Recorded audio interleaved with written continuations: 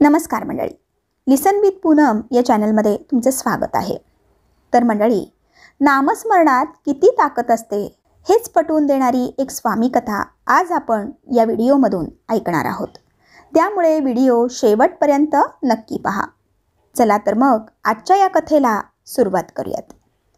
तर मंडळी, श्री क्षेत्र द्वारका येथे भुऱ्याबुवा म्हणून एक संत वृत्तीची विभूती राहत होती। त्यांचे वय झालेले होते। अंगावर शुभ्र केस असल्याने त्यांना भुऱ्याबुवा हे नाव पडले होते।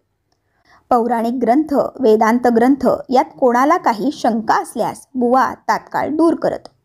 बुवा हे षडविकार रहित होते। ते हठयोग साधना करत असत। आता त्यांना दत्तदर्शनाची ओढ लागली होती। दिवस रात्र दत्ताचा ध्यास लागला होता। त्या दिवशी बुवा असेच दत्त ध्यानात होते। त्याच वेळेला स्वामी महाराज अचानक आले आणि दत्तरूपात त्यांच्या समोर उभे राहिले।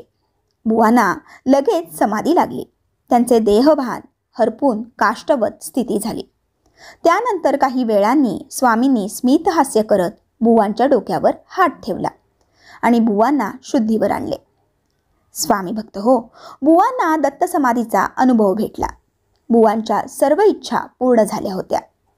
आनंदाच्या भरात बुवा स्वामींना लोटांगण घालत पुष्कळ स्तुती करू लागले। त्यानंतर स्वामींनी त्यांच्याकडे बघितले आणि बोलले, आता हठयोग सोडून दे। आमच्या नामस्मरणात पुढील आयुष्य घालून स्वस्थ बैस। असे बोलून स्वामी महाराज तिथून निघून गेले। तर स्वामी भक्त हो, बुवांनी सुद्धा स्वामी हुकुमाप्रमाणे कर्म केले। हठयोग सोडून उरलेले आयुष्य नामस्मरणात सार्थकी लावले। तर मंडळी, या कथेतून आपल्याला हाच बोध मिळतो की ईश्वराची भेट घडविण्याचे आणि भेटलेल्या ईश्वराच्या सतत संपर्कात राहण्याचे माध्यम म्हणजे नामस्मरण आहे। हे कायम लक्षात ठेवा। धन्यवाद। श्री स्वामी समर्थ।